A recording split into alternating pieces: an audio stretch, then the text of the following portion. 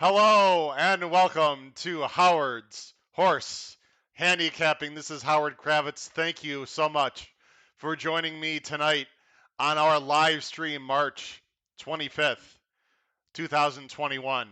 I got to take a deep breath. Whew. It's been a long day. I've been traveling all day. Just got back from Las Vegas. I tweeted out today that that the pandemic is starting to, finally get over and we're moving on to uh, normality when you have to wait 25 to 30 minutes in line at the TSA. But I made it here. I survived.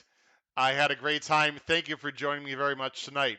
Before we get started, I am so thankful and happy for all the support I've gotten on this show and on Twitter. Please make sure you subscribe right there. We have 98. I am so close to 100 subscribers. I'm right there. I had a goal at the end of March to have 100 subscribers on my YouTube channel. Again, it's only been around about a month and a half. So please, if you're watching this either live or you're going to be watching a replay of this before the big races on Saturday, please hit that subscribe button and support the channel so we can continue to make it grow. Also, please make sure you comment down below. Now, do you want to comment down below if you're watching a replay of this? Anything you'd like to see on this channel, some improvements you'd like to have me make and work on, some things you really, really like about the show. I want your input, so please make sure you input. Now, if you are if you're watching tonight live, thank you very much for doing that.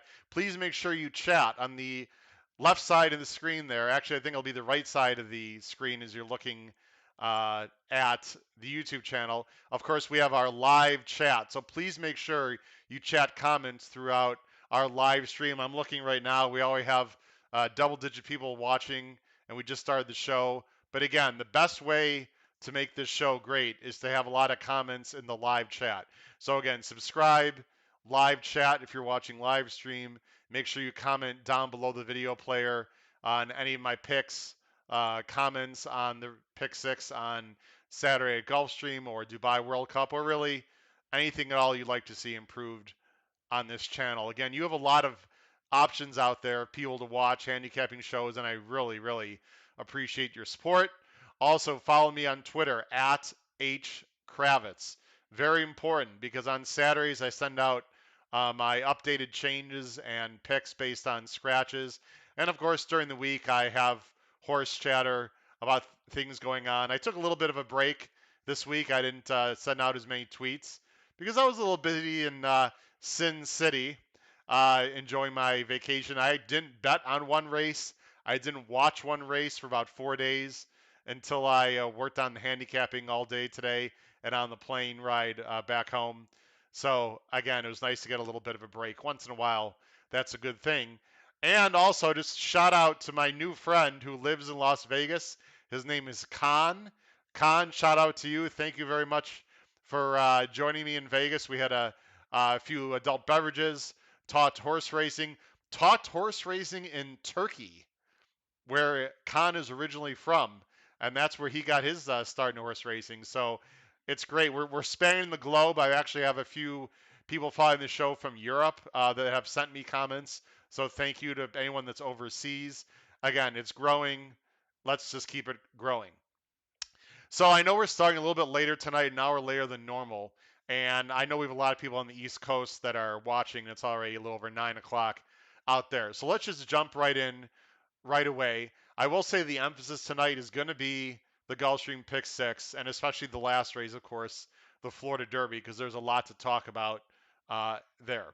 So the first thing that I'd like to do is talk about the Dubai World Cup. Now, the Dubai World Cup is on Saturday. I believe, don't quote me on this, I believe it goes off at 12:50, 12:50 p.m. Eastern Standard Time. I believe that's correct. You can check. I think the coverage is on Fox. And I'm only going to talk very briefly about the Dubai World Cup. I think most of you are probably more interested in Gulfstream. Plus, the Dubai World Cup is not really as interesting this year, in my personal opinion, as it has been in the past. So let me talk about the Dubai World Cup and why it's special to me. So I've been watching the Dubai World Cup pretty much since the inception. There's been some fantastic horses that have run way back to Curlin, Dubai Millennium. We can go on and on. But something special happened to me in 2011. So 2011, the only time a Japanese-based horse won, the name of the horse was Victoire Pisa. I singled that horse. I believe he was not the favorite, maybe 6 to 1, 8 to 1. I have to go back and check. I singled him in a pick six. Now, I don't play a lot of pick sixes, but I decided to play the pick six that year. And I thought it was your $2 pick six. So I was sort of limited on my budget. I didn't spend too much. I think it was like $124. I can't recall. I singled Victoire Pisa on the end. It was a $2 ticket. The racing gods came through for me. It was amazing. Victoire Pisa won. And when the payout came, it seemed a little bit low. I'm like, that's the payout for $2? But when the payout showed up on the screen, that was actually the $1 payout. So I accidentally had it twice. It was my first 5-digit score in a pick six that I'd ever had. It was crazy. You can look up the dollar amount if you want, but anyway, it was really exciting to have a Victoire Pisa won in 2011, and since then I've really been focusing a lot more on Dubai World Cup night because they just have an incredible amount of races. Uh, on Saturday morning for us. Of course, Saturday night there. Um, Arrogate's performance 2017 was probably one of the best performances I've ever seen from any horse in any race. Broke slow, like got in a lot of trouble at the start. Came from behind and swept by the entire field, and it's blew by Gunrunner. I mean, easily. It was just, and you do not close on this track at Maidan. It was absolutely unbelievable. But anyway, so I have a lot of history with Dubai World Cup night. I'm not playing the pick six Saturday. I don't know, I might play a small one. I have a lot more interest this year in Gulfstream. Before I talk about the Dubai World Cup race itself, I will say the two races before the Dubai World Cup, it's a mile and an eighth turf race and a mile and a half turf race. You really should pay attention and watch because there are a lot of very good horses, especially in the penultimate race, the race before the Dubai World Cup, the mile and a half race. There are some serious horses running. Mogul, a Chronogenesis, who's an absolute filly freak from Japan. Anyway, Mishrif, anyone know that name? Mishrif is running on the turf on mile and a half race right before the Dubai World Cup. Anyway, it should have some implications for the Breeders' Cup in November. You would hope so. You might just want to watch that because the race before the Dubai World Cup is really gonna be something special. So let's jump in to the Dubai World Cup race itself. And like I said, it's going to be a very short conversation. And the main reason why it's going to be a short conversation is because, to be very honest with you, I just don't have a lot of interest in this race because, other than Mystic Guide, who is 5 to 2, this is a 14 horse field. There's just not a lot of quality in this race. This is one of the lowest quality Dubai World Cup races I think I've seen in a long time. There's a lot of local runners that are okay. There is one Euro in the race that I'm a little bit interested in, sort of like a junior Mishref, you may say, although I don't think he's going to be 19 to 1, this other horse. So I'm going to be singling Mystic Guide, I can just tell you right now. I know it's not very creative. Let's go ahead and take a look. And like I said, it's a 14 horse field. The numbers, by the way, do not correspond to the post positions. Just please keep that in mind if you are betting the race. But you see, Mystic Guy is 5 to 2. I don't think he's going off 5 to 2. I think in the American betting pools, he's more like 8 to 5. You can just see his progression. I mean, all this horse just keeps getting better. Stidham has done a great job with this horse.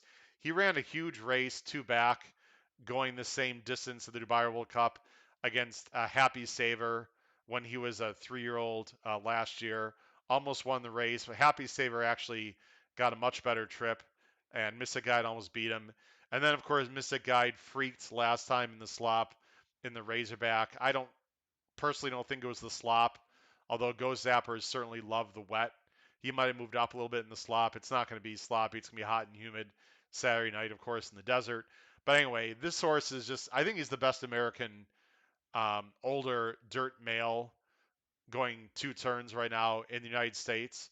And if I'm correct, then he's clearly the best dirt horse in the world right now, which is amazing to say, considering where he was, last year, barely winning the Jim Danny, etc. But he's owned by Godolphin.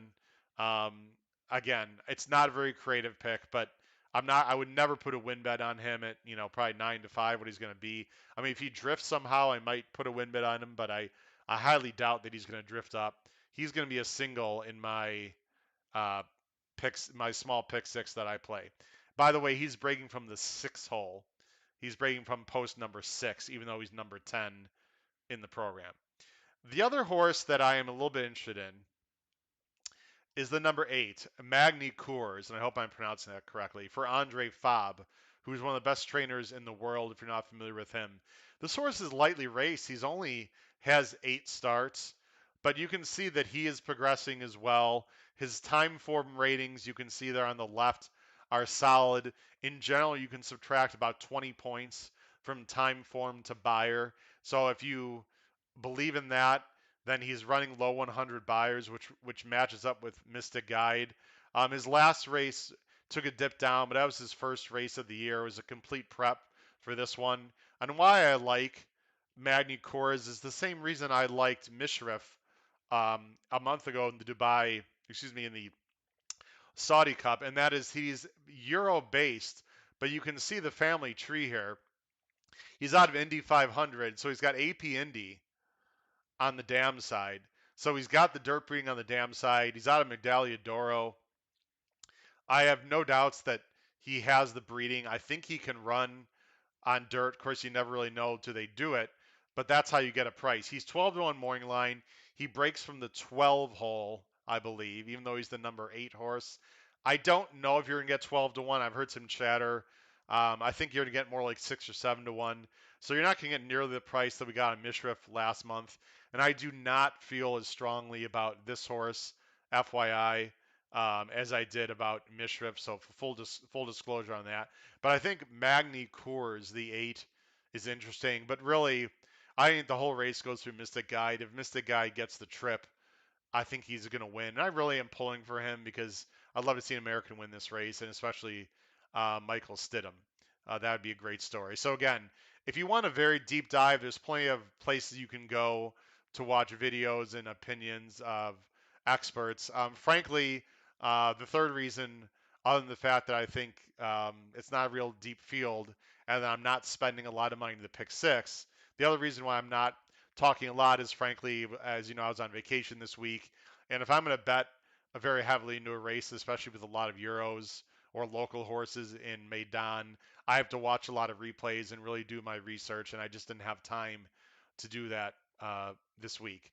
So again, I would say Mystic Guide and the 8 would be my other interesting uh, bet in the Dubai World Cup. Again, I believe it's 12:50 Eastern Standard Time. If you have an opinion on the Dubai World Cup, please make sure you put it in the comments down below. Again, if you're watching the replay, if you're live, feel free to comment on the live stream if you have a horse that you like in the Dubai World Cup, and we can certainly talk about it as the show progresses. So let's talk about the pick six. I know that's why you are here tonight for the most part to talk about Gulfstream and the pick six. So we have a mandatory payout. Let me just look right now. I looked today. The uh, pick six carried over again today. No one hit it. It's currently at about $871,000 in the carryover. My guess, assuming no one hits it tomorrow now, if you know a little Gulfstream Rainbow Six history, several years ago, the day before, I'll never forget it, because there was a huge pool, much bigger than 871,000 the day before. But someone actually hit the pick six the day before the mandatory payout, and this is when they didn't do it too often. So I suppose it could pay out tomorrow. It only pays out if one person only in the world has the correct ticket.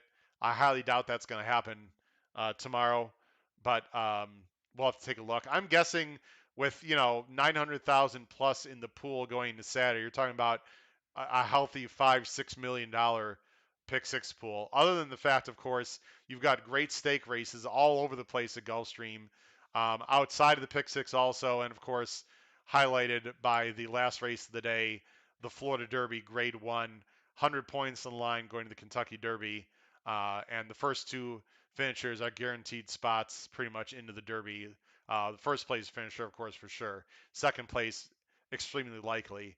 We'll get to that last race. So let's jump right in to the pick six. So the pick six starts with race 9. And let me just go ahead and show you. There it is, race 9. It is an allowance optional claiming 62.5. You can see the post there, 3:37 Eastern time. So again, the pick six starts at 3:37 Eastern time, race 9. You can see the field. This is a big field of 11. They're going on the turf, and they're going a mile.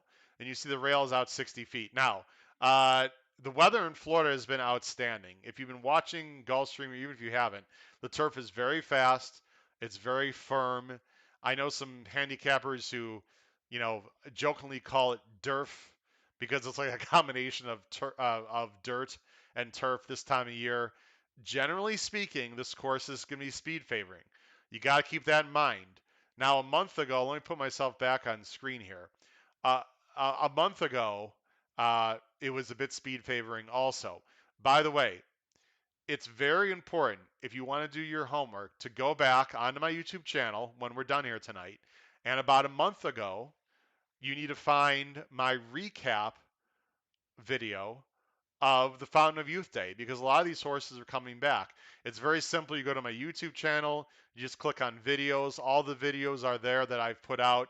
I have not numbered the videos yet. I have it in my agenda this upcoming week to number each episode so I can just simply refer back to a number of an episode. But anyway, I believe it was February 25th, I believe was the date of the video, or somewhere around there, is the recap of the Fountain of Youth Day. And that's something you might want to watch because I talked extensively also about some of these horses and a bunch of replays as well. So anyway, on that day, it was the turf was very firm, and it sort of looks like it's going to be that way. Now, does that mean speed just going to hold up in every single race? Of course not, but it's definitely something to think about. So this first race, now I've talked in pick sixes before, or pick five, or even pick four. Don't spread early. Little piece of betting advice. Don't spread early just because you want to stay alive.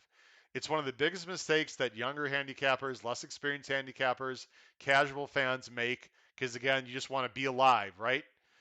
Don't do it. However, I know this is going to sound, like I'm mincing words here. I know this is going to sound counterintuitive.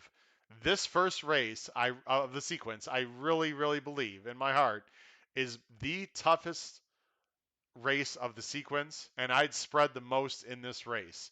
But again, it's not because it's the first race at all. It just happened to work out that way. There's 11 horses in this race, and I think anyone except the two could probably win this race. But what's interesting about this race is the two is going to have a huge effect on what happens, and I'll explain why.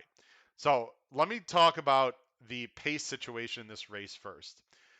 Let's go and talk first of all about the 7, Sayaf. Now, I did not like Sayaf um, a month ago. I don't like him again. We're going to watch the replay in just a moment. Again, I'm going to go pretty quickly through the first 5. I want to spend more time on the Florida Derby, but there are things to talk about. Sayaf beat some of these horses last time. You can see he got a match his Beyer top of 94 Beyer. That was a mile and a 16th race. We're going to go ahead and watch some of it because it is worthwhile watching. And you can see the first 3 finishers and first premio. You see the bold there. There's 4 horses coming out of that race that are racing on Saturday. Excuse me. So again, you want to watch 3, 4, 5, and 11. Sayaf, who wins the race, is the 4. The others were the 3, 5, and the 11. I am not going to show the entire race, but I'm just going to fast forward. Now, Sayaf, again, 3, 4, 5, 11. you see, look at this lead. That Sayoff got a huge lead. This is an absolute speed horse. This horse only knows one way. He cannot pass a parked car. If you breathe on this horse, he's not going to win. I've seen this horse run a million times. He's talented, but he's mainly been a 5 furlong horse. Todd Pletcher stretched him out here. You see the 3 and 5, by the way, getting perfect trips on the inside, and the 11 is not in the picture. The 11 was a little bit wide on the first turn. I'm just going to let it roll here. He went to 46, almost 46 and 4. So these are honest fractions, but again, there was no other speed in this race. He got away with murder up front. And as you can see, you know he's going to wire the field. Again, the 3 and the 5 in this race. Here's the 11 right there, First Premio, who was his first start of the year in this race. And you see Saib has a huge lead, but then he starts getting tired. They went 110. That's fast, but that's not like crazy, crazy fast for his level. And he is hanging on for dear life as everyone tries to come and get him, and they just can't get him. And you can see right there the 3, the 5, and the 11 are right there along with the 8 who's not in this race uh, on Saturday. So, what is the point? Why do I want to show that? Well, I think it's pretty obvious why. If there's any speed that goes out with Saif at all, this horse is not going to win. And this is why I bring up the 2 in this race. Fortune's Fool, according to the Timeform US, now he's been off since January, but you see 6. This is a sprinter, pure sprinter with Zayas who likes to show speed. I have a hard time believing this horse is not going to show speed. These guys can all see the form. They all read the form. If they let Sayaf just go out to the lead and easily wire the field again, I don't know what to say. But if the 2 goes out like he should, Sayaf is going to be pressured a lot more. Not only that, this is a much better field in my opinion than a month ago. So I'm not using Sayaf as an A. I'm using him as a B, and I might even lower him. But if this horse just wires the field to start this pick 6, and I don't use him too much, I'm going to go crazy because that's just how I always lose pick 6s. But in general, I do not like Sayaf tomorrow. Again, if there's any speed null side not. So who are my top choices? Now again, you do not have to write this down. I will show you the ticket at the end of the show. My top tickets, my top uh, opinions in no particular order is the 4 Someone to Remember. This is another Todd Pletcher. Now Sayef is also Todd Pletcher, who by the way is in for 62,500. He's in for the tag. Somewhere to Remember is not. When there is an optional claiming tag and one horse and a horse is in for the tag, I do not like that. Now they're in for the tag because they've won so many times, they have cleared their condition. So that's why they're in for the 62.5. But in general, I just don't like horses that are up for sale compared to horses that are not. This is IRAD, the best turf rider in the country. You have to use the 4, in my opinion, coming off a layoff, but I think he absolutely fits. There's 3 other horses I'm using as A's. First, Premio. You see he's got absolutely huge back numbers. He's already 7 years old. I'm hoping he's rounding back into form. I like his last race. You just saw him. He was the 11 there on the outside. That's his first race since July. He's got numbers that fit. He might be a little bit priced for Mark Cassie. Again, he's an excellent closer. Uh, First Premio I'm using as an A. Another A I'm using, Hey Dakota. This is from Michael Maker and Jose Ortiz. Do I really need to say any more? Again, he's a closer. I don't think he'll be too far back, but again, another solid horse. He's 8. I don't like the fact that he's 8 years old, but he's very classy.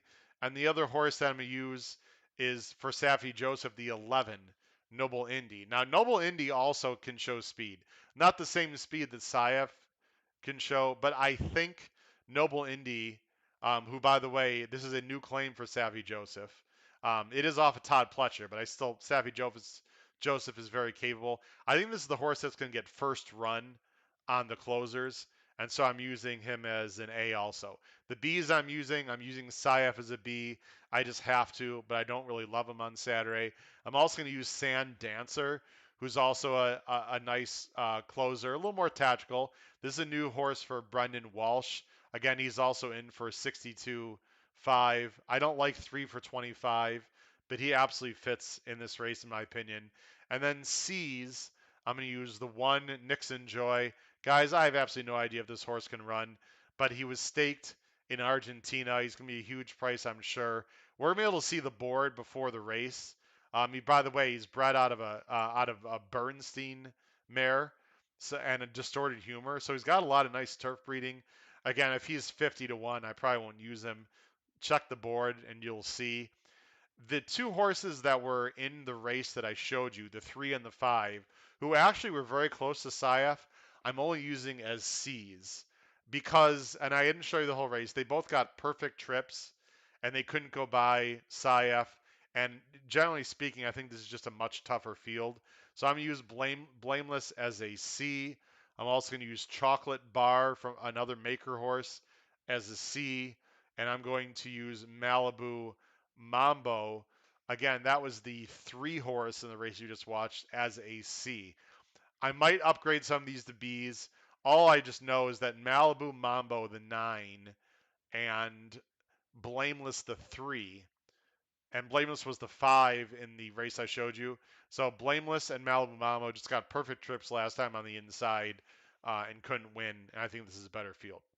So this is an absolutely wide open first leg, very tough. I'd use as many as possible.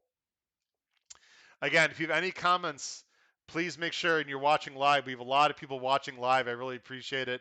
Please make sure you type in the chat. Type in the chat, guys, because I'm not looking at the comments below the video player right now. You need to type in the chat for anything you like, any comments you have about any of these opinions. I realize most of you probably have only looked at the stake races. So, speaking of stake races, let's jump to it. Race 10. This is the first stake race of the sequence. This is the Pan American. Grade 2. They are going a mile and a half, $200,000. These are older males. A pretty small field here. It's a field of 8 in the Pan American. The horse that I'm going with on top is the 1, Cross Border. In fact, the 1 is my lone A in this race. I see Jeffrey Moore starting us off in the chat. Thanks for joining us, Jeff. Noble Indy, yes. I think he does like Gulfstream also. I think he likes Noble Indy in the previous race before. Cross Border, it's just the class of this field. I mean, you go down. I'm just going to go ahead and quickly to show you. You've got Temple, Sadler's Joy, Rajika, I believe, Angelus Warriors, Sir Sahib, Moon Over Miami, Church and Burn. These are not the best turf horses in the country by any means. And I just Cross Border, by the way, if that name sounds familiar, yes, he was scratched last week. They were going to run him last week in the Munez down at the fairgrounds. This is a much better spot. I think Michael Maker is making the right decision here. He didn't want to face that monster Colonel Liam last week. So he had him here at Gulfstream. He's been working great. They gave him a little bit of a break. I think he needed it. This horse has run against, Colonel Liam, Channel Maker, something like a Hot Brown, and Still Regard. I mean, this horse has just faced absolute monster horses. He really hasn't been that far off. He's got Gaffleone from the rail. This is a very short run, by the way, or a pretty short run, sorry. This is a relatively short run into the first turn. He just seems to be the most obvious choice. He's going to save ground. I like him as my lone A. I have a little bit of a price that I like as a B. And as a B, I like Moon Over Miami, who right now is 5 to 1 in the morning line. The reason why I like Moon Over Miami is he's only a 4-year-old. This is a progressive 4-year-old for Bill Mott. Just ran his highest buyer top. I see no reason why he can't improve again. I'm going to go ahead and show you his last race. And the reason I want to show you his last race is because there's a bunch of horses coming out. Again, we're not going to show you the whole race, but Temple and Sir Sahib, these 3 horses are in this race again on Saturday. So the 1, 4, and 5. And again, I'm not going to show you the whole race. We're going to jump ahead here. Phantom Courtesy, by the way, won, if you recall, he won this. So 1, 4, and 5. You see the 1, 4, and 5. They're all getting perfect trips. They're all on the inside saving ground. The 1 is Temple, as you can see there. We're just going to go ahead and fast forward into the race here. We'll just watch from here. Again, the 1 is Temple. You've got the 4 is, I believe, Sir Sahib, and I believe the 5 is Malibu Mambo, if I remember correctly. So you see Temple is about to angle out here on the outside. And again, just go ahead and watch the 1, 4, and 5. These are the three horses that are coming. Actually, I think the 4 is Moon Over Miami. Sorry.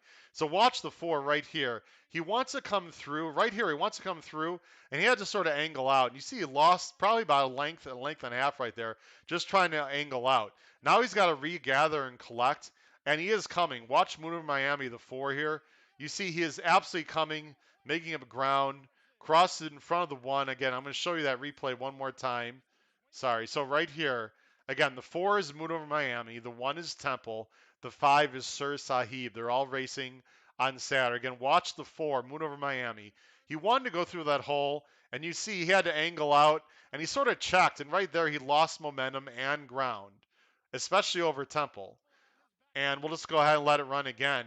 I would say he made up a good 2.5 lengths, maybe 3 lengths on Temple. And this was his first race of the year as a 4-year-old. I thought this was a pretty impressive effort. He did not get to Phantom Currency, but I like a lot of things about this horse. If there's a horse that's going to upset this cross border, who I'm sure is going to be the favorite, or I'm pretty sure, I think Moon Over Miami, if he gets the right trip, is very interesting for Bill Mott. He is my only B in this race. My C's are going to be Temple. Temple was the 1 in that last race, ran perfectly fine. It's Michael Maker and it's IRAD. I cannot throw this horse out. He can absolutely win. But really, I like Cross Border and Moon over Miami more. I think the last few times were the time. You see, he went off at 8-1 when he almost beat Tie to the Sea. And then the last effort, he had absolutely zero excuse. Got a dream trip of a century. And really, I thought Moon over Miami ran a much better race. So I'm not really sure he's progressing. And again, you have to take some stands in this race. I see more people are commenting. Thank you so much. We have JS. I'm not sure who that is, but JS, thank you for joining. He said his Cross Border's last win was against New York Breds. Yeah, the Lubash. I completely agree with you, JS. Obviously, that's a fact. Sorry, how can I disagree with a fact? Yes, his last one was against New York Breds. Well, look, grade 2 loses by a neck. Grade 1, second to Channel Maker, who was on fire then. Uh, grade 1 last time in the Pegasus World Cup. He's only 2 lengths off. So yes, last time he only beat New York Breds, but he's faced some extremely good horses. See, Tom Espinoza. Tom, thanks for joining tonight. He can't chat too much, but I appreciate you watching, Tom. Peter Appleby, thank you, Peter, for joining us tonight. Um, he likes cross border as well. I would agree with that. The horse that I'm not using at all, by the way, that you might be surprised with Sadler's Joy. Guys, I divorced Sadler's Joy. I put in the divorce papers. I just don't think he's good anymore. Now, this is probably the time he's going to beat me. You know, if he beats me, so be it. I've bet this horse so many times. This is a really, really nice horse. But you know what? He's 8 years old. He's not getting any better. I don't think Gulfstream's his best surface. I just don't see it. If Salvador's Joy beats me and he's 5-2 morning line, which to me is crazy, if he wins, he just wins, guys. I'm going to take a stand. You have to take stands in this game, and I don't like Sadler's Joy. He just doesn't get the job done very often. I don't think he's getting better. I don't like him. But I would completely understand if people want to use Sadler's Joy. He's just not for me. I am using 2 others in this race as seahorses. I'm using Sir Sahib. That was the 5 horse in the race that we saw the last time. Um, he's got back numbers. You know, I think he can win, but I do think it's unlikely. I could probably toss him too. I might put Salad Joy in as a C and instead of Sir Sahib. I'm not exactly sure yet. Got to see what other races look out. And Churn and Burn. This is for Ian Wilkes, who's a very patient guy. This horse just keeps getting better and better. He does have tactical speed. That I like a lot. I think he's going to be sitting off. There's not a lot of speed in this race at all. So I think he's going to be up close to the pace. Is there a chance he just goes to Leparoux, goes to lead, and walks the dog? It wouldn't shock me at all for Lothenbach Stables. I'm using this horse as a C. Again, a progressive 4-year-old who's getting better with tactical speed. Again, sort of a fresh face. Uh, JS wants to know how short a price would you go with cross border? JS, if you're betting cross border, and I just and again um, I've looked very carefully at all the races, guys, but again, I did a lot of handicapping on the plane uh, today and this morning at like 7 o'clock in the morning, so I might miss a few things. It just came to my realization that Sadler's Joy is the favorite in this race. Boy, I do not like Sadler's Joy as the favorite. I think I wouldn't jump on camera if you don't mind for just a minute because I do want to talk about this. So as you guys know, I try to get you value, right? Mishref, Idol, we can go on. And there's some horses that I've missed on also, but I think I've done a pretty good job of giving you some price horses to look at. Uh, Also, another good reason why to watch this show, and I'm not bragging to my own horn, whatever, I'm wrong all the time, but I think if you watch my analysis, you watch the show, I've done a very good job, especially in the last 2 months, and really quite a while, in my humble opinion, is tossing out horses that are going to take a lot of money. Some horses come to mind recently. For example, Knicks Go. Did not like Knicks Go at all in Saudi Arabia. Fortunately, I was correct about that for my own betting dollar. Um, there's another. Oh, sorry. Cattle River. Didn't like Cattle River at all in the Oaklawn race in the Rebel. I liked Concert Tour. So I think if you pay attention to the show, there are, in general, I might be wrong Saturday, that's up for you to decide what to do, that I've tossed horses that are going to take a lot of money. This is another example. Salah's Joy is going to take a lot of money. He's 5-2 Morning Lions, Jose Ortiz. I love that because you can find a lot of good value in other places. To answer your question, JS, if I was just betting a win on cross border, I would probably take 5-2. I don't know if I would take less than 2-1 or less than 5-2, maybe 2-1. I mean, I don't think he lays over this field, but I think he's the most likely winner. Has faced the best horses by far. He's not going to win this race by 5 lengths, guys. This is going to be a close finish, most likely, unless something very bizarre happens. Someone's going to win by half a length. It just seems to me that cross border is the most likely winner of this race. I would say 5-2 is about as low a win bet I would take on cross border. All right, let's go to the next race. The next race of the sequence is race 11. Race 11 is a restricted stake as the Cutler Bay. It is a mile turf race for males. Again, restricted 3-year-olds. It's $100,000 on the line.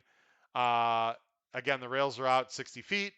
There are 9 horses in this race, and of course, this is the third leg of the sequence. So, in this race, I am using 2 horses as my A's. The 2 horses I'm using in my A's is Annex. Annex has been fantastic in his first 2 starts. You'd have to watch the replays. Again, I'm gonna keep today's a live stream, under 90 minutes because I know it's a little bit later on the East Coast. Uh, Annex was fantastic. Feel free to watch those replays. His main special weight, he blew by the field. I know it says he only won by a length, but wow, was it impressive. And last time he was the favorite there at a 1.3 to 1, so he was uh, right in between 6-5 and 7-5 there. And again, he was impressive. It was better than looked victory. It was a weird race because you can see at the half mile, what is that correct? Is that a typo? No. Yes, he was behind by 22 lengths. A horse just went out to lead super freaky fast, 44-4. And that's not an easy job for a jockey. When you see a horse going that fast, you're like, they have to time the ride correctly. But he beat a nice horse in the Scarlet Sky. This is an extremely nice 3-year-old for Bill Mott. He's one of my A's in this race. The other A I'm using in this race is the 8 Step Dancer for Barclay Tagg. Now, this horse has not been out since Halloween. Again, this horse has not been out since Halloween. But Barclay Tagg has good numbers off the layoff. He has not had a great meet here at Gulfstream. He's only 2 for 23 in this meet. but he's mainly has turf horses.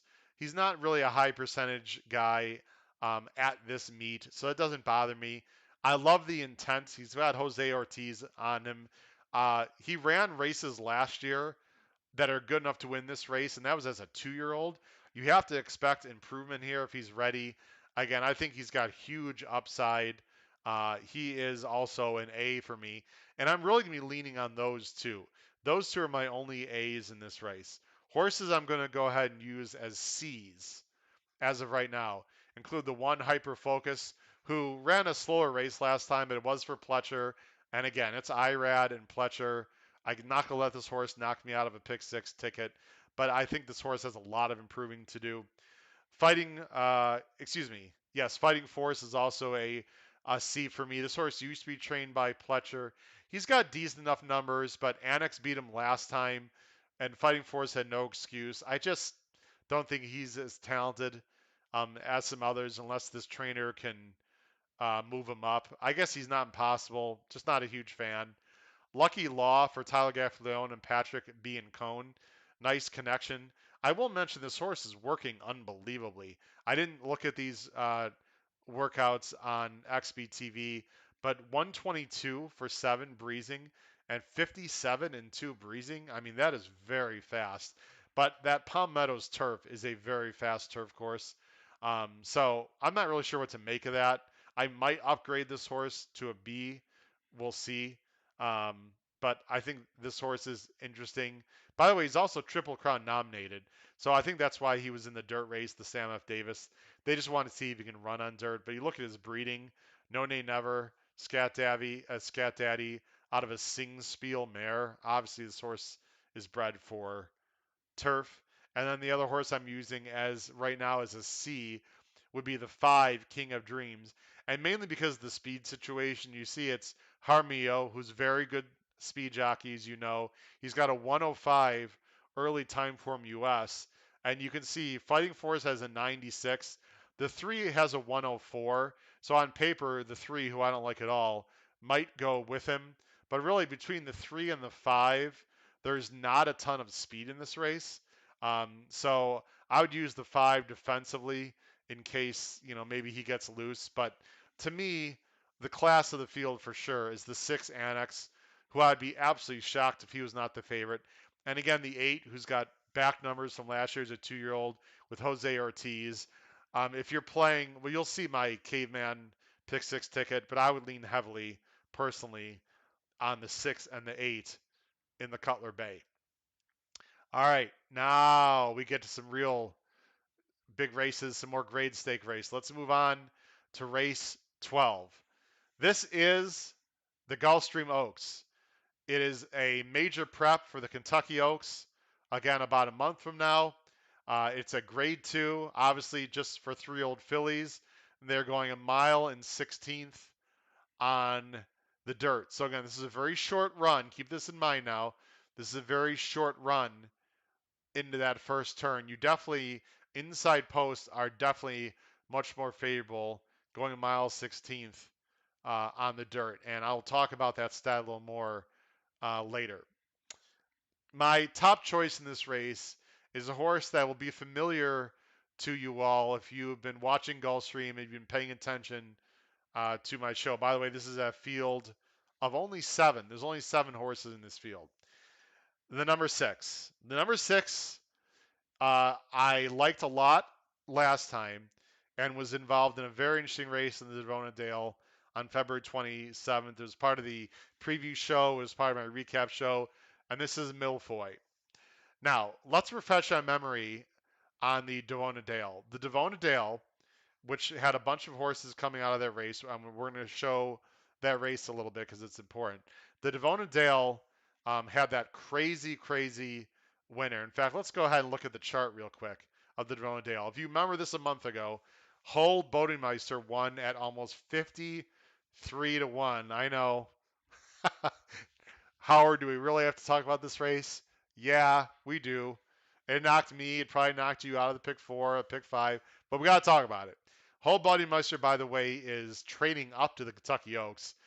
If this horse wins the Kentucky Oaks, I, I won't know what to say. But anyway, Whole Bloody Meister wired the field.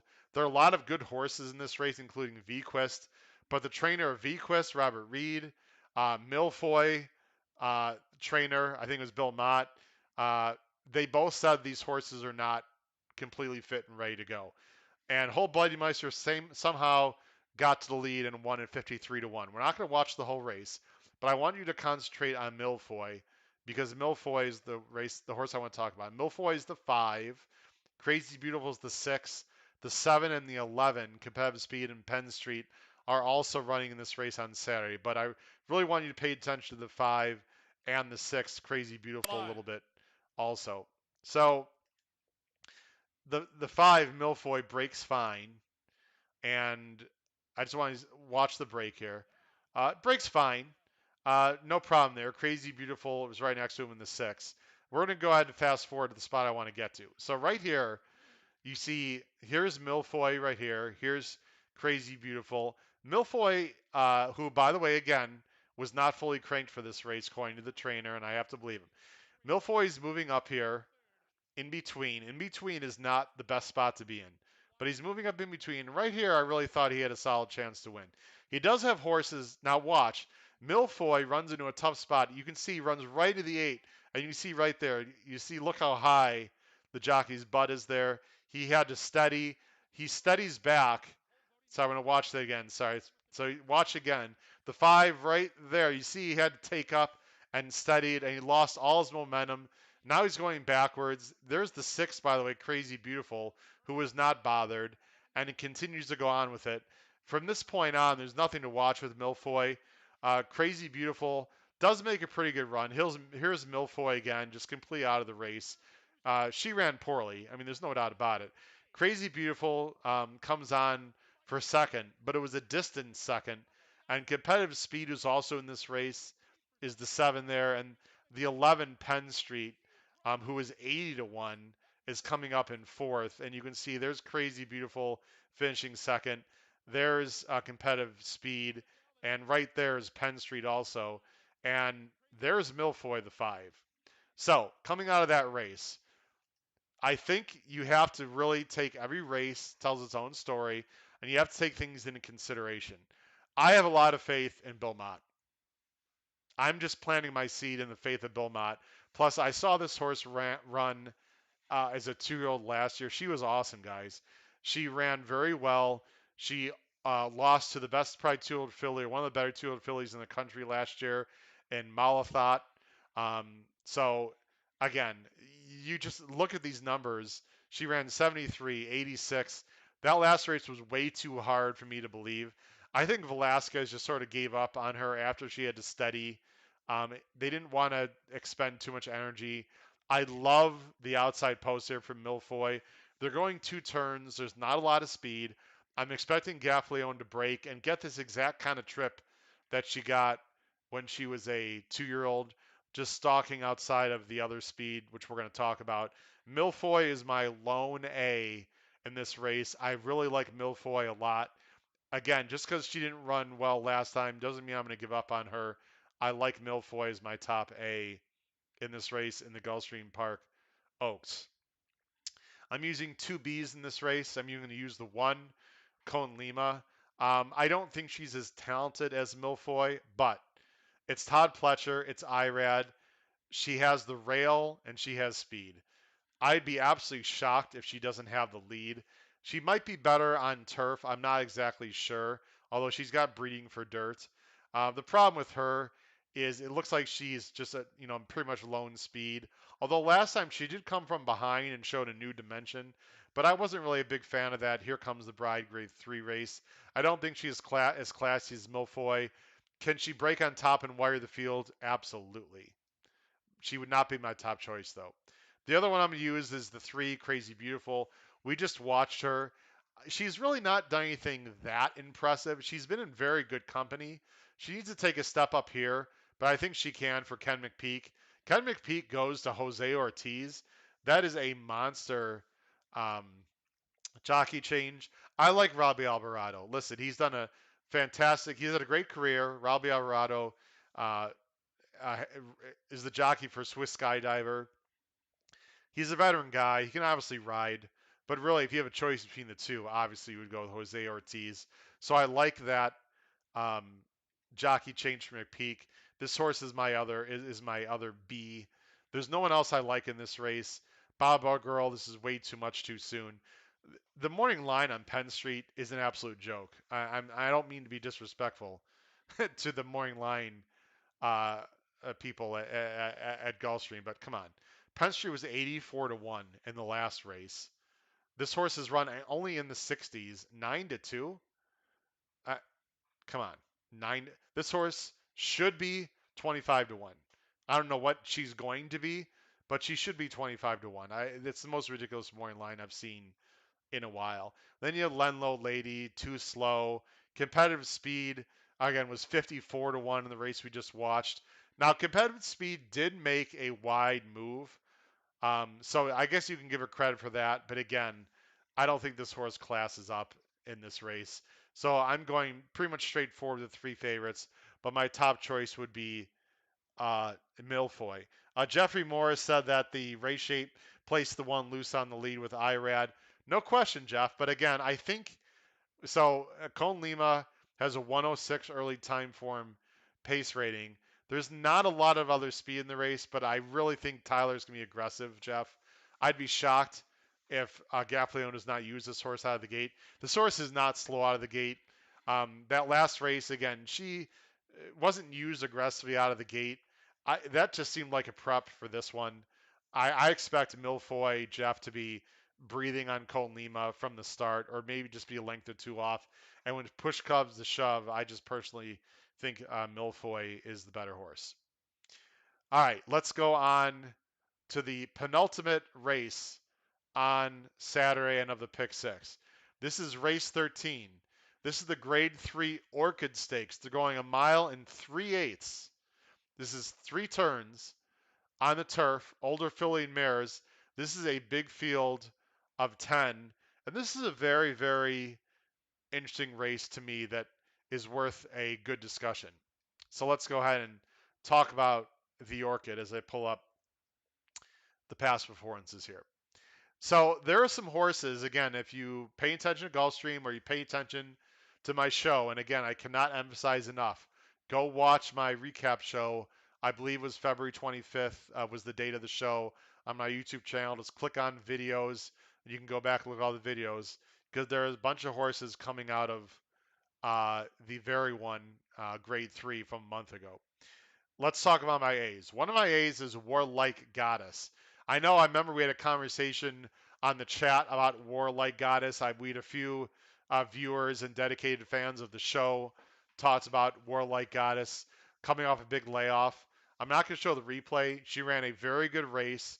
This was a speed favoring race. This horse did not. This race did not favor closers a month ago. The very one uh, with a lot of the horses. Let's go ahead and look at it. I don't want to just talk about it. You can see Antoinette is wired the field one. Bella Laura was pretty much sitting in second or third the whole race. She got second. Sister Hannah, look at this, third. So you can see, look at this at the quarter. Again, it's worth mentioning. At the first quarter, Antoinette was one, Bella Laura two, Sister Hannah three. How'd they finish? One, two, three. This is what's known as a merry-go-round race. Not a lot of closing happened, but one of the closers and the best closer by far, Warlike Goddess. How do I know? Let's look at the incremental pace here. Look at the final times here, the final last 40 seconds. You see the winner Antoinette 40.46. Everyone's here in the 40s, 41, and then whoa, 39.67. Warlike Goddess came home much faster than everyone else. And again, feel free to watch the replay if you like. But I thought it was a very impressive close into a race that did not favor closers. Warlike Goddess is a major player. Forget the 10 to 1. If she's 10 to 1, folks, go to the bank. This would be one of my best long shot uh, prices of the entire sequence or of the day if Warlike Goddess goes off at 10 to 1. I like Warlike Goddess quite a bit in this race. This is an A for me. She's progressing with only 3 lifetime starts and just getting better. By the way, again, take a look at the picture here. on the top right-hand corner of your screen. This is the diagram of the turf course. This is a very short run of that first turn. This first turn will come up very quickly. So just be aware that you do not want to have outside posts. This is a 10-horse field. Outside post, no good unless you can cross over and you have speed. So the fact that Warlike Godness has the one hole is going to be very beneficial. Even though she's a closer, she's going to save ground the entire trip until the final turn when she'll tip out if necessary. I see Paul is joining on the show. Paul, thank you for joining. Paul mentioned that Jeff is still reeling. They must know each other from Cristal. I actually remember that DQ. I'm Jeff. I'm assuming you had Cristal at 41. Now that sucks if that happened. But I'm sure Paul will. Thanks, Paul, for rubbing that in. Appreciate it. Uh, Jeff, you got to have a comeback. That's appropriate. YouTube appropriate. There's got to be another story that goes the other way on that one. Jim, thanks for joining the show. Jim is back. Jim, there you go. I knew someone talked about Warlike Goddess last time. It was my buddy Jim. Jim, I want to give Jim credit. Jim liked Warlike Goddess more than I did. I thought she was a bit interesting last time, but I wasn't sure about the layoff, and I didn't like the pace situation. Again, go watch the preview or the recap show because I don't want you to think that I'm just redboarding and just think that I'm always right. I talked about this before. Jim and I debated this. I didn't think the race set up for Warlike Goddess, and sure enough, didn't. But Jim loved Warlike Goddess, and Jim, this time I'm with you. I like this horse quite a bit. Yes, that was against. Um, he likes always shopping. Also, we'll talk about Towers. Wow, Jim, Jim taking a stand. Warlike Goddess, along with always shopping, towers over the field. I like it. I like it. My other A's in this race, along with Warlike Goddess. Now, there are some horses coming out again. There are horses coming out of the very one, the grade 3 from a month ago. I'm not going to show the replay. Feel free to go on my recap show and watch it for yourself.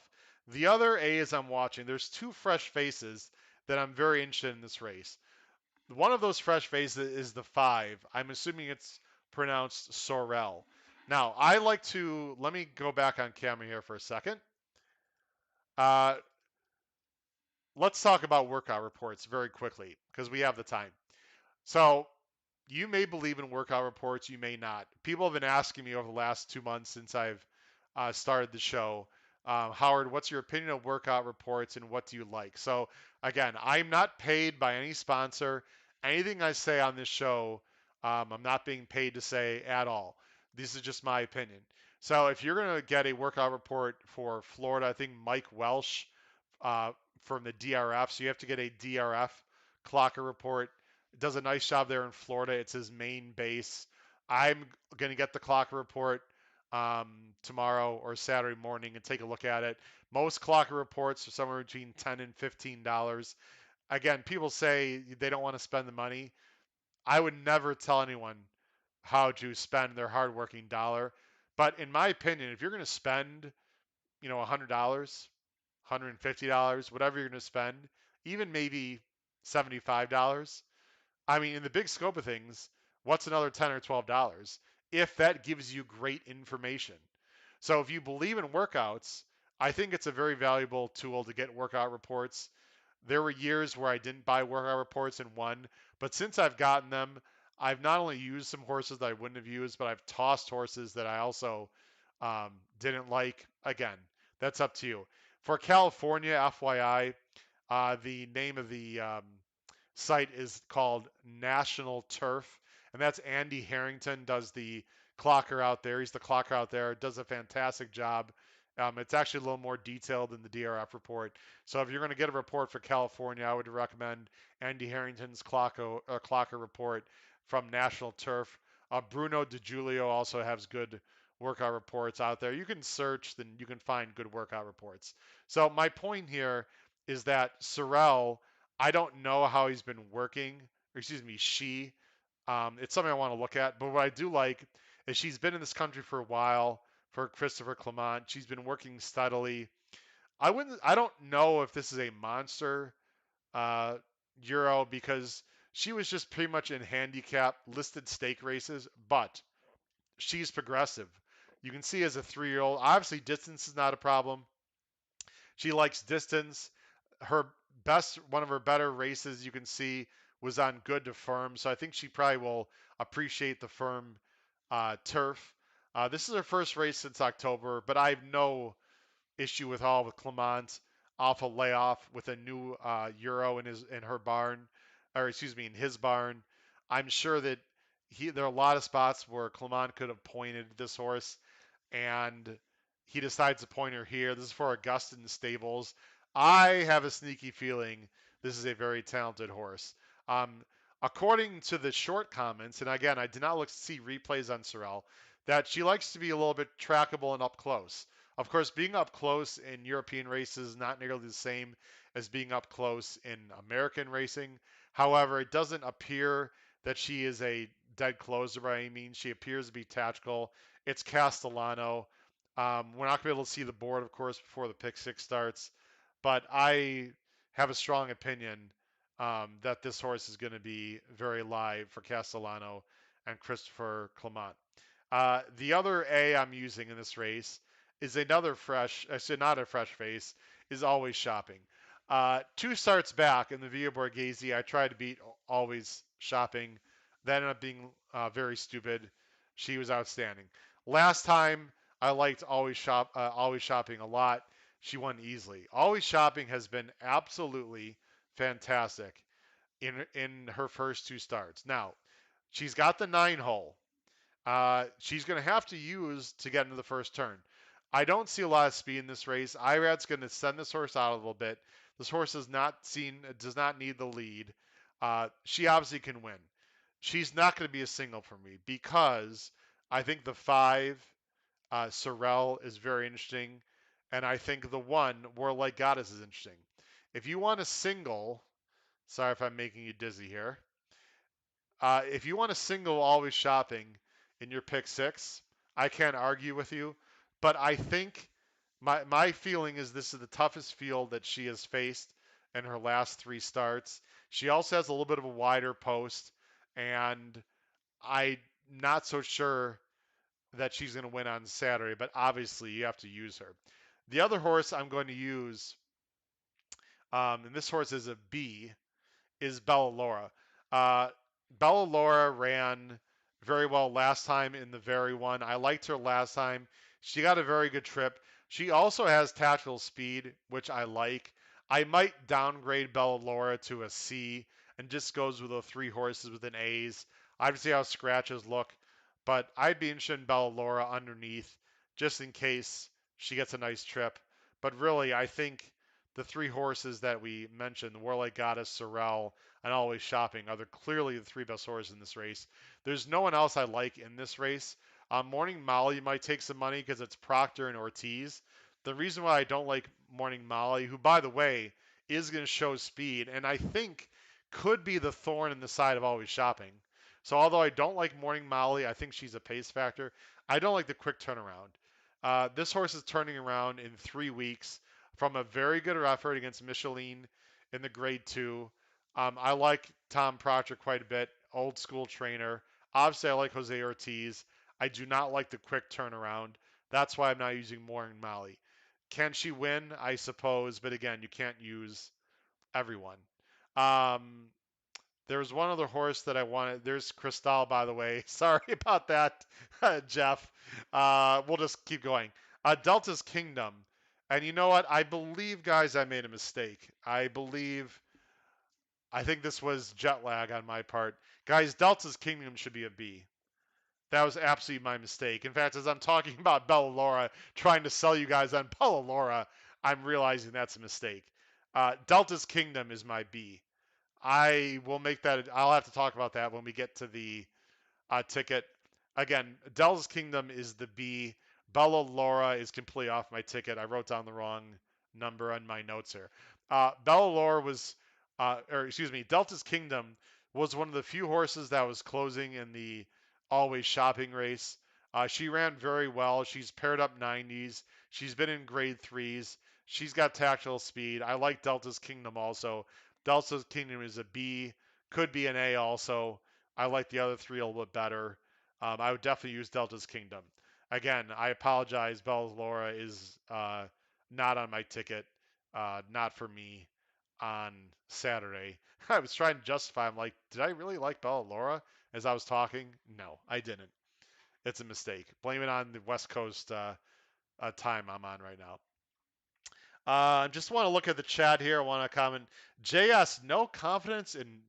Wow, no confidence in Julian Leperoux. JS coming out firing on the chat. Um, I got to come on camera. I understand. Julian Leperoux, there's big debate about him. A lot of people don't like him. They thought, he's too patient. He's not aggressive enough. But you know what? I've seen Julian Leperoux surprise people in the past and win on the lead. I like Julian Leperoux on the turf. I don't like him on the dirt. I still think he's a pretty good jockey on the turf. I understand he can be frustrating at times because he waits, sometimes too much. But he's learned to be a little more aggressive over the years. Of course, he was a French jockey where riding was different. I think it took him a while to adjust. I'm not a Leperoux apologist. There's other jockeys I like better. I hear what you're saying, for sure, um, about Leperoux. Um, Ground loss. Jeff is concerned about the ground loss for always shopping. Um, yeah, it's possible, but it's IRAD. It's IRAD, Jeff, and she's got tactical speed, and there's not a ton of early speed in this race, so um, she might lose ground, but I think IRAD's going to find a way where she's not going to lose too much ground. I agree, Tom, about Delta's Kingdom, and Peter, I agree with you also that that's why I don't have Delta's Kingdom. Let's just go back and look. That's why I don't have Delta's Kingdom as an A, um, because she's 2 for 17 and she's just a nibbler. You see a lot of seconds and thirds, but she might pop at some point. All right, ladies and gentlemen, I think it's about that time. Let's go and talk about perfect time. We've got about 15 minutes. We're going to talk about 15 more minutes. Again, if you're on the East Coast, thank you very much for staying up a little bit later with us tonight. Again, there will be a replay of the show as well that I'm going to try to put up on my channel tonight. So let's talk about the big one, the Florida Derby, race 14, going off at 6:40 Eastern Standard Time. Presented by Hillendale Farms. This is the mile and eighth, seventh, $750,000 Grade 1 Florida Derby. 100 points to the winner, 40 points for second place to the Kentucky Derby. Top two, the winner for sure qualifying, second place finisher most likely qualifying for the Kentucky Derby 1 month from now underneath the Twin Spires. This is a predictable big field of 11 horses, and we need to talk about this race quite a bit because I believe there is one horse in this race that people are going to have very strong opinions about, and I'm one of those people. So let's go ahead and jump to the PPs first, and then we'll talk about the horse that I'm sure people have strong opinions on. Now, the Florida Derby, again, a mile and eighth. It is a relatively short run to the first turn. It's not as short as the mile and 16th, but it is a pretty short run to the first turn. And a fan of the show, I talked to him on Twitter. He goes by the Twitter handle Marky Mark. I don't know if he's a fan of Mark Wahlberg. I'm pretty sure his first name is Mark. Sent me stats, and I'm sorry, Mark, if you're going to watch this later or you're watching now. I didn't have a chance to put the stats up on the screen here, but he sent me stats of dirt races at Gulfstream going 7.5 furlongs or longer and how bad the outside posts are. Outside posts are not good going 2 turns at Gulfstream at all. Now, going a mile and a 16th, it's almost impossible to win with an outside post. A mile and an eighth, there is more time to cross over. So, although outside posts are not ideal going a mile and an eighth at Gulfstream Park, it is possible to win. Big Brown won from the outside post. Of course, he was a special horse, though. I believe he came out of the 11 hole, or he was the 11. He was the number 11. I'm not sure if he came out of the 11 hole or the 10. But anyway, it is possible. There have been other horses. It is possible to do, but certainly inside posts definitely have an advantage. Let's go through the field. Jim, thank you for the thumbs up on the shirt. This is a new pullover I got when I played on Monday at TPC Vegas. Little shout out to TPC Vegas, great course. It was in Summerlin in the western suburbs of uh, Las Vegas, if you're familiar with Las Vegas. Um, although I will say, if you're a golfer, uh, one of my top 5 courses of all time, and I've played some pretty good courses, is a course called Rio Seco. If you're a golfer and you go to Las Vegas, Rio Seco, Secco, unbelievable track, just some very dramatic drop offs and elevation changes. Butch Harmon, who used to be the coach for Tiger Woods, he's got his academy there. It's in Henderson, Nevada. Rio Seco, fantastic golf course if you're a golfer. Anyway, let's get back to the Florida Derby. Hopefully, I didn't just lose any fans right there with my 30-second comment on golf courses. From the rail out, we got Nova Rags for Mott. Quantum Leap, who is, pun intended, taking a quantum leap in this race for Ian Wilkes. Giraffalas, which I believe is Spanish for giraffes. I believe, and if I'm incorrect, I apologize for that. Southern Passage for the Old Romans. Known Agenda, Todd Pletcher, 5-1. Um, Siglioso for Antonio Sano. There's the big favorite, greatest honor, 6-5. He's won 3 in a row, including the Holy Bowl and the Fountain of Youth. He's absolutely going to be the favorite in this race. There is no doubt about it. Soup and Sandwich, getting a little bit of buzz I've seen online, on Twitter.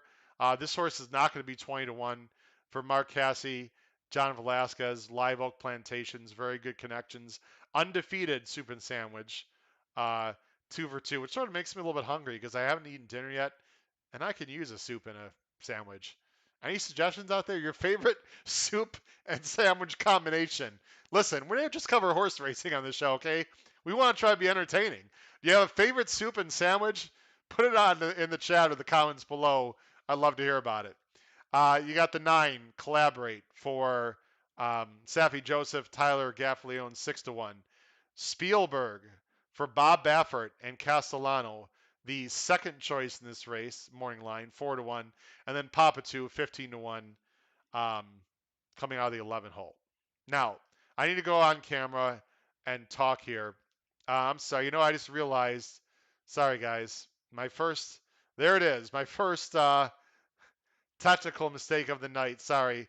I'll just go ahead and roll down the field. I just realized that I was on camera when I meant to show the past performances. I'll just scroll through this quickly. As you can see, there's Southern Passage. Again, I apologize. Again, here's Greatest Honor, Soup and Sandwich, Collaborate, Spielberg, and Papa 2. All right, let me put myself back on camera. Again, I'm the producer, I'm the editor, I'm the host. I got a lot of things going on here. So let's talk about the one horse in this race that you have to make a decision on. And no, it's not Greatest Honor. Greatest Honor is going to be the favorite. We all know he's going to be the favorite. I think 4-5 is not all around possibility. He's been good in his starts. However, I've never been blown away by Greatest Honor. I've said it several times on this show. I've said it on Twitter. But Greatest Honor is not the horse that I think there's going to be a huge discussion about. I think there's one horse in this race that you make a decision about, and that horse is Spielberg. So Spielberg is in this race 4-1 morning line. Now, I want to show you. Actually, before I show you a quote, I want to talk about a video. I'm going to show you, and again, I'm not trying to toot my own horn by doing this, but what I want to do is show you. So I'm setting this up here. I want to talk about what I talked about a month ago. So a month ago on this show, I talked about the fact that I was not blown away by Greatest Honor, and I was wondering, do you think Bob Baffert might send a horse here? And I'm going to show you this little 30-second clip. Again, this clip is going to be from my recap show a month ago. And I'm not showing you this clip to say I told you so or to pat myself on the back. I'm showing you this clip because I think it goes a long way in a talk about how you should feel about this race or how you may feel about this race and approaching it. Because whether you use Spielberg or not is going to go a long way in your pick six bet, I would assume. So let's go and listen to about 30 seconds from my show a month ago, and I'm going to bring the microphone down. So if you need to adjust the audio, please do that. But again, this is me about a month ago on my recap show.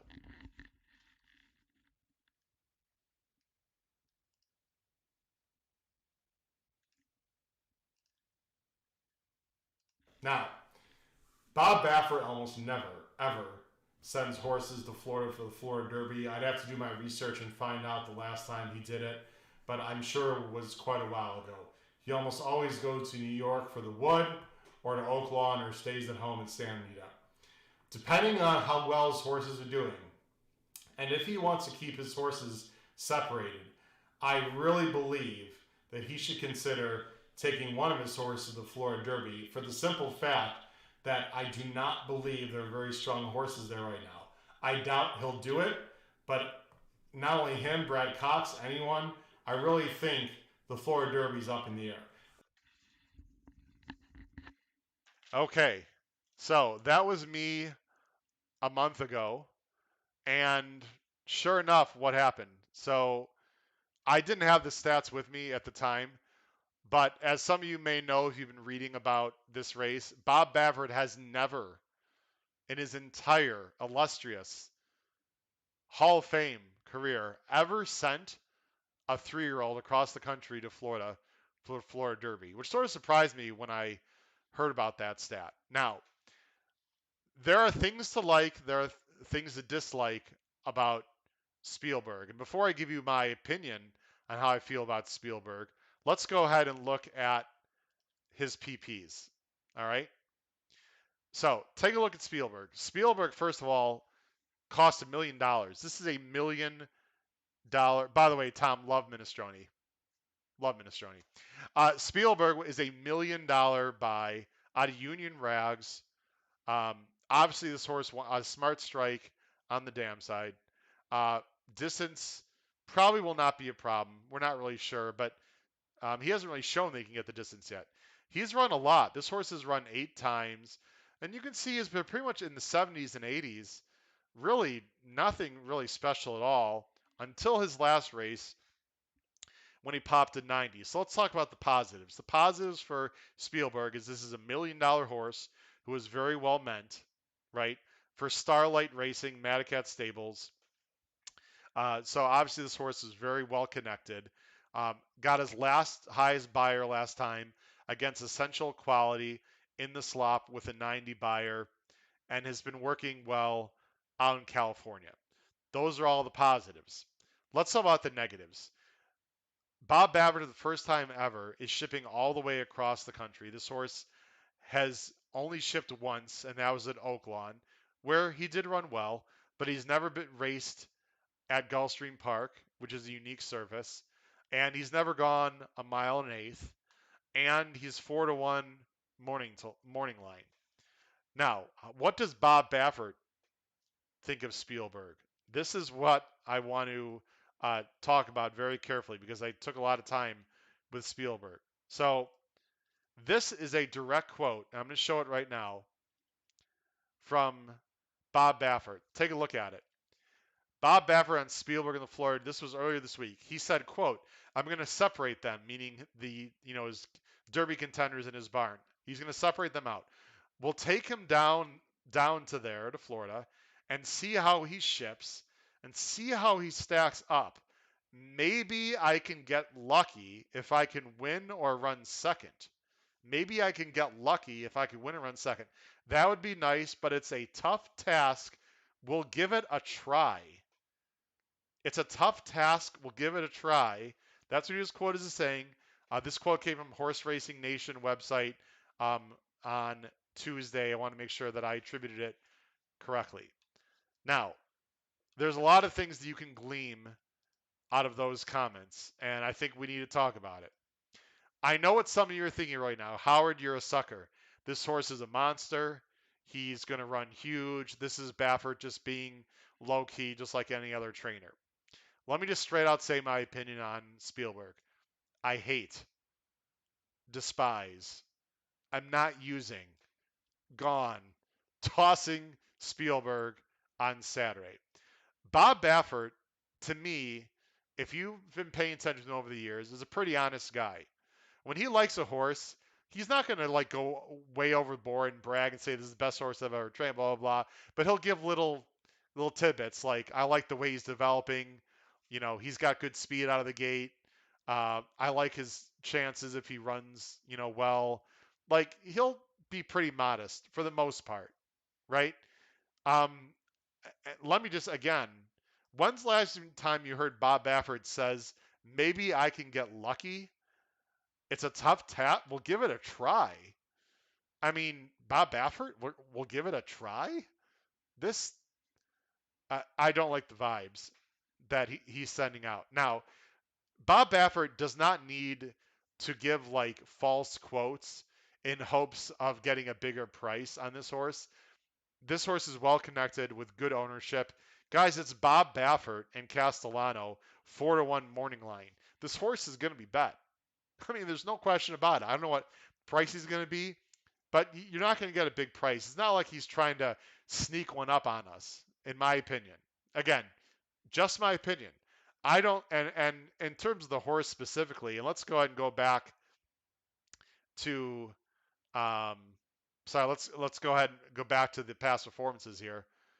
I mean, sorry, past performances. There they are. Now, his last race, is that the beginning of something big for him? I guess, but he did it in the slop. I mean, he ran well, but he didn't break well. He did it in the slop. I don't know where that number came from. I'd have never thought that he was a mile and eighth horse. He's never shown it. I just don't like Spielberg. We got other things to talk about. Again, I don't want to go too long, but I do not like Spielberg at all. If you want to use him, I completely understand why someone would want to use this horse. I totally get it. He's just not for me. So I just want to put myself on camera there and get the icon up. Spielberg is not for me. I'm not using him anywhere. If Spielberg wins, I'm going to lose. Use to your own. It's up to you how you want to use this horse. That's the great thing about horse racing. Let's start with the horses I'm going to use as A's. As A's, greatest honor. Obviously, I have to use this horse as an A. Um, he's been very good, although I don't think he's faced much at all. I do not like him in the Derby right now. I think there's other horses that are more talented and more interesting. I don't like Greatest Honor going forward, but in this race, he's absolutely an A. Now, in my pick six, I have to use another. I don't trust Greatest Honor as the lone A. I cannot use Greatest Honor as my only A. I thought about a long time of who I wanted to use as my second A, and I came to the conclusion it's the 9, Collaborate. Now, let me talk about Collaborate just a little bit here. So I do have a small future bet on Collaborate. That is not why he's my other top choice. Okay, that is not why he's my other top choice. There's a lot of things about Collaborate I do like. Let's talk about the things I like. First of all, he's got the 9 hole. He's gonna have to use to get early position. There is not a lot of speed in this race. Take a look at it from the inside. Nova Rags has a 105 early time form. Nova Rags is going to be used, but I'd be shocked if this horse is on the lead. But he'll probably set a pocket trip. Quantum Leap is not that fast early. Uh, Girafales, not fast early. Southern Passage, not fast early. Known Agenda, mid pack, but not a speed horse. Siglioso, closer. Greatest Honor, closer. Soup and Sandwich probably will show some speed, but I wouldn't consider him really a speed horse. By according to the early time form US, if you believe it, Collaborate is loose. Now, this horse has to break from the gate. He didn't break well first time. Second time out, we're not going to show the replay. He ran a monster race. He ran a 90 buyer on the lead. And his first race, just to show you, his first race, there was a very good field. Democracy, the nice horse. Bears Watching, who finished third, came back and broke his main by 7 lengths with an 83. So that backed up that race to me. I thought it was a pretty good race his first time out. Then next time out, he won easily. Perfect Cut comes out of that race. There's Benny from the Bronx, Full Court Presses. These are decent horses, nothing special, but they're decent maidens.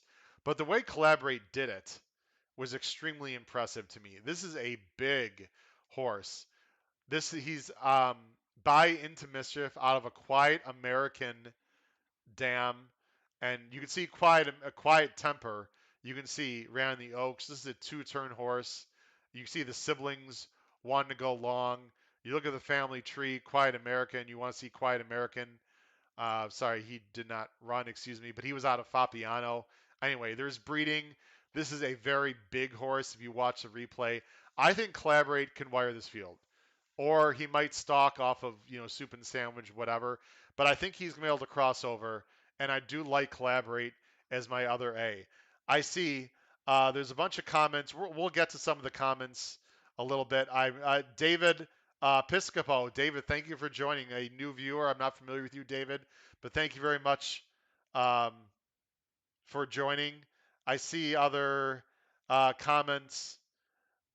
Tom likes Spielberg. Listen, I understand. I could be wrong. Of course, it's up to you. I don't like Spielberg at all in this spot. Khan, there he is. Khan has joined the show. Khan, thanks for joining. He said, "Are lightly raced horses at a disadvantage in the Florida Derby? Too much too soon." Khan, that's very possible, but this is not the normal Florida Derby. I think this is a very weak Florida Derby, in my opinion. This is the weaker Florida Derbies I've seen. Spielberg, he's going to try to show speed. He might show speed. I don't think he's as fast as Collaborate early if Collaborate breaks. But again, if Spielberg shows speed, fine. I think, Collaborate is going to show speed. Novarag is going to show speed, etc. So my A's are Collaborate and Greatest Honor. If those two don't win, I'm probably going to lose the pick six. My C's are Novarags, the one who is slow but has the rail, and Bill Mott. I respect both those things. He could improve, but he's going to have to improve. Known Agenda actually beat Greatest Honor last year. The problem is, look, he's just not his numbers. He's not improving. I know he won by 11 last time. Congratulations. He beat absolutely nobody, and his highest buyer is an 82. It's not going to get the job done. Could he win? I suppose. He's a C for me, but he's slow right now. He's going to have to improve a lot. And Soup and Sandwich, I will use as a C because I like Mark Casse. He did run an 89 first out, but that was against State Breds going 6.5. And then last time he beat two other horses, guys. That was a three-horse. That's right. That was a three-horse field at Tampa Bay. So I don't know. He's going to have. This is a major step up. Yes, it's a big step up for Collaborate too, obviously. But I like Collaborate's breeding more than the 8. I like Affleon. This horse has got more speed. I like the way he's been working. There's just a lot more things I like about Collaborate. And by the way, Soup and Sandwich, I think is going to be more like 10 to 1. I don't think there's a chance in hell you're getting 20 to 1 on Soup and Sandwich. So, my overall opinion of the Florida Derby is Greatest Honor does not have to win. If he wins, so be it. I cannot be alive, hopefully, crossing alive to a big pick six only to Greatest Honor. For me, I have to have someone else with an A, and for me, it's Collaborate. We'll see what happens on Saturday. I might be able to move maybe a Nova Rags would probably be my next choice up to a B, maybe Known Agenda. I would say of Nova Rags, Known Agenda, and Soup and Sandwich. I think of those three, I would move up the one first before the other two. That's my gut feeling right now. Let's go ahead and show my ticket here as we're coming up on 10:30 Eastern Standard Time. So here are my tickets, and I wanted to play sort of smaller tickets tonight because again, I think some of the tickets that I'm showing are a little bit big. So I'm not going to take a lot of time. That's a very affordable. Again, use my ticket.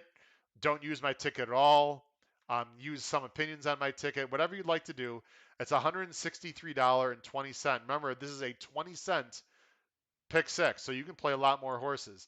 There's my 163 $20 ticket. I want to just mention very strongly, and I can't change it right now, but in race 13, this 8 is incorrect. Again, race 13, this 8 should be a 7. So in race 13, that B, I do not have the 8 anywhere on my ticket. That is a typo. That should be the 7 as a B in race 13. There's my ticket. I like Cross Border as a single A. I like Milfoy as a single A. I do not have Always Shopping as a single A. And I do not have Greatest Honor as a single A. I'd like to zig a little bit. Guys, when people zig, I like to zag. I think that's how you make money, right? I mean, how many people are me singling Greatest Honor in the end? A lot. How many people are me singling Always Shopping? Probably quite a bit. I think they both can be beat. That's where you're going to make your money. And if they win, of course, I'm still going to have them on my ticket. Um, so they're both A's. But in terms of taking stands, that's how I feel there. Now let's take a look at the caveman ticket. Again, guys, right here, this leg 5, this 8 should be a 7. I greatly apologize. Again, this 8 should be a 7 and leg 5. This is only a $105.60 caveman ticket. It's very cheap. I talked, if you were not here earlier on the show, I mentioned how a lot of people like to spread early just to be alive. The only reason I'm hitting the all button the first leg, I think the first leg is absolutely wide open. You don't have to use all the horses, but I think you got to you got to use a lot of them. I personally would probably hit the all button and single my lone single here is Cross Border. I just think he's very likely winner. That's who I'd sort of lean on. Again, he's not the obvious single, but that's how you make money. And then I'm 2 by 3 by 4 by 2 in a relatively cheap $105.60 caveman ticket. Again, I'm sorry to be repetitive. This 8 should be a 7 in leg 5. Let me address right at the end here, and thank you very much for watching. I'm just going to address a few comments on the show that people have mentioned. Jim mentions that they're putting blinkers for known agenda, and that's going to make a big difference. Maybe. Is it going to move them up 10 points, Jim? I'm not so sure. Yes, Paul, I did mention that known agenda did beat Greatest Honor, but again, what has known agenda done since then? He's running the same races.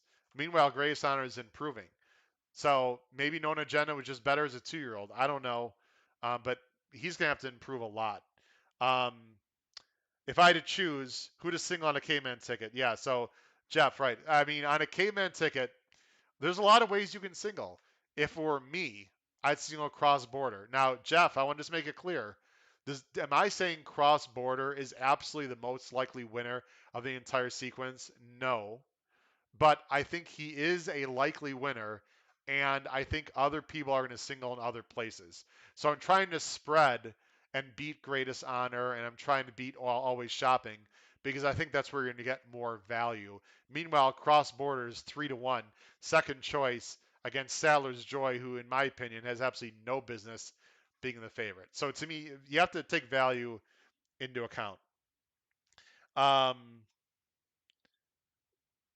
Jim talked about soup and sandwich, and that's really about it. So I don't know if anyone else has any other questions, but again, I'm going to go ahead and stop our live stream here. Thank you so much. I can't thank you enough for joining me tonight. There will be a replay again. Make sure you subscribe, whether you're watching live or you're watching the replay. Please subscribe, hit that notification bell, and comment down below on any of the picks. Go ahead and send in your pick six. What's your ABC or probably your caveman would be easier. Send in your caveman pick six. Let's see who can hit this thing. It's going to be a great bet. It's going to be a great day of racing on Saturday. Please follow me on Twitter at HKravitz. My Twitter handle has over 100, about 135 followers. I'm over almost 100 subscribers. My last video on YouTube about the race at the fairgrounds, the preview show, had 500 plus views. This channel is growing. I couldn't do without your support. Please tell your friends all about this show. Spread the word if you liked what you heard tonight. Thanks again for joining me. There'll be a recap show on Sunday or Monday about the Florida Derby, and then next week, next Thursday, we're gonna have a live stream. It's gonna be a huge day of racing. Every weekend coming up is big day of racing. We'll talk more about it. Look for it on Twitter, but there'll be a live stream back at the regular time at 8 p.m. Eastern, 7 p.m. Central next Thursday. Good luck at Gulfstream on Saturday. Hope you win a lot of money. This has been Howard Kravitz for Howard's Horse Handicapping. Good night, everyone.